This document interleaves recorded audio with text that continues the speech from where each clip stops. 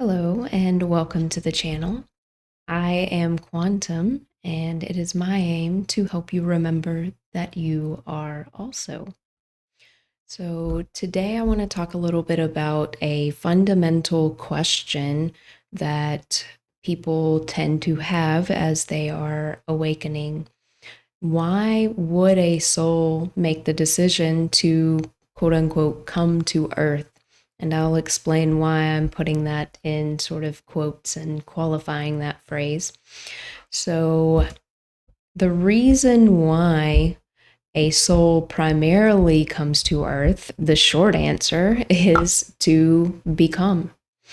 So, there is nothing before God or source, whatever label you want to put upon it.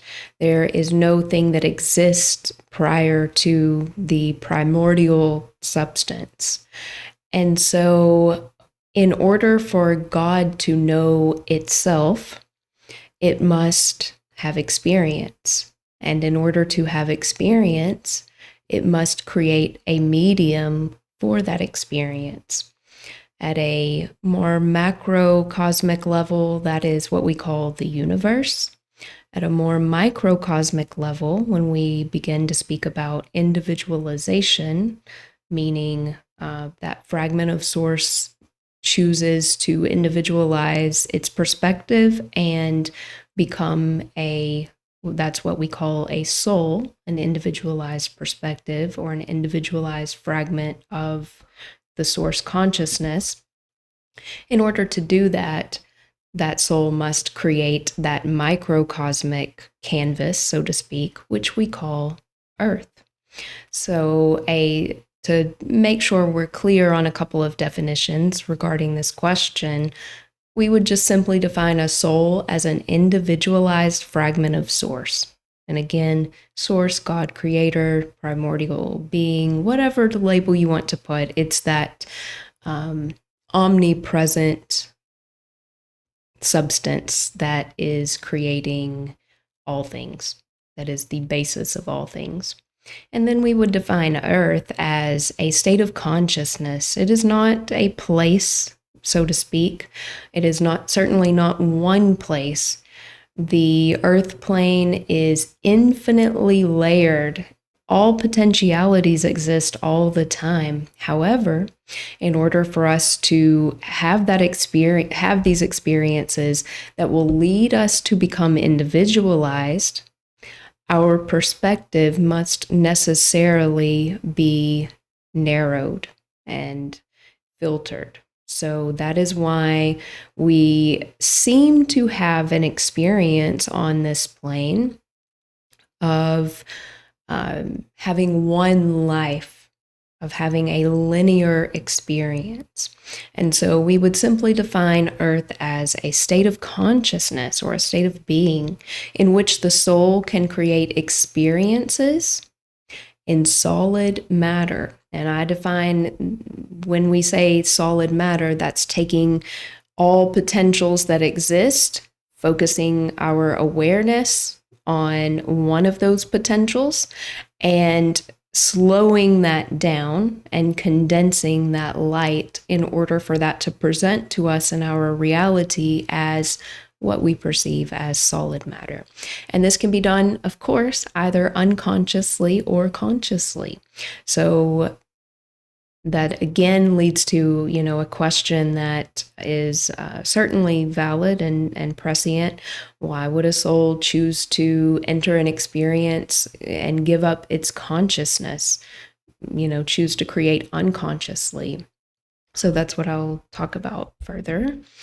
So the reasons, the overarching main reason for everything in terms of why the soul chooses to have an earth experience is to know itself. So that is the starting point of all of this discussion and all of these reasons that we'll look at. So it's in order to do that, this individualized perspective, the soul, projects aspects of itself outward in order to see itself, in order to understand what it is. Think about it like this. You, as you currently exist in your physical form, could you possibly know what you look like if you did not have access to a mirror? And now, of course, at this juncture, in this timeline, we have, cell phones, so we can turn them toward us and, look at it that way. But that's just another form of a mirror, right? So, in order for you to know what you look like, in order for you as a soul to understand what you are, you must project aspects of yourself outward onto the canvas that we call Earth. And you might then feel yourself asking, well, then why do I see evil in the world? Evil is simply the opposite of what you are. Evil is entropy, it is chaos, it is disorganization, and it is contrast. And it is necessary for us to see contrast so that we know what we are not. In knowing that we are what we are not, we then come to see what we are. And also, another reason for us to see contrast in our reality is it's a creative force. It serves as a catalyst for us to begin to hone in on what we desire to create. And once we begin doing that and understanding that what we desire, we can create. We are not subject to the things that happen to us. Everything is happening for us. And once we begin to understand that and see those effects, the effects of that mirrored out in the world, then we can begin to create with consciousness. And oftentimes, when we talk about our awakening journey, most if not all souls would probably explain that when you begin that process of awakening from a state of unconscious creation, at first you begin to recognize that you are creating through that contrast. You begin to see outwardly reflected in your world the opposite of what you are. So you see what presents itself to be as evil. And there is a period of time where we are, frightened by that, where we begin to, suspect that it's some nefarious plot against us, conspiracy theories, things of that nature. And those are all natural processes that the soul undergoes throughout its journey. And I will be speaking more about that shortly in a future video. So in addition to contrast, the experience of limitation and being able to understand that this world is illusion, whether it's an illusion that's created, again, unconsciously or with consciousness. So if God is infinite, then God, source, all being, cannot know what it feels like to be constrained or to be limited.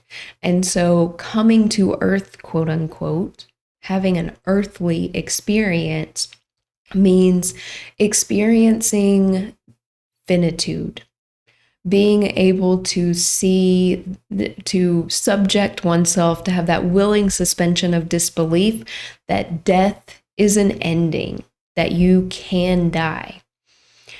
Being able to be subject to the illusion that time is only linear, that you only can live in one straight line, that all events unfold in one straight line. But then, of course, we begin to awaken and we see that your consciousness cannot die. It simply changes forms and crosses into new planes and begins to create from higher and higher states of consciousness. And time All time is existing all of the time. And so as we begin to awaken, we also begin to have an experience of multidimensionality. Then as we progress upon our awakening journey, there will come a time where we will begin to seek God. And for a period of time, that God is found without, as in on the outside. So this is what the Bible means when they speak about quote unquote worshiping false idols. It simply means seeing things on the outside and thinking that something else up in the sky, something else, wherever, something in a physical object is a god. And again, that is not wrong. That is not bad. There is no true evil. Everything is all perfect and happening for the evolution of the soul. But there does come a point at which then the soul will begin to see that these things, that God is not somewhere else. God does not exist in one thing or in one place. God is within.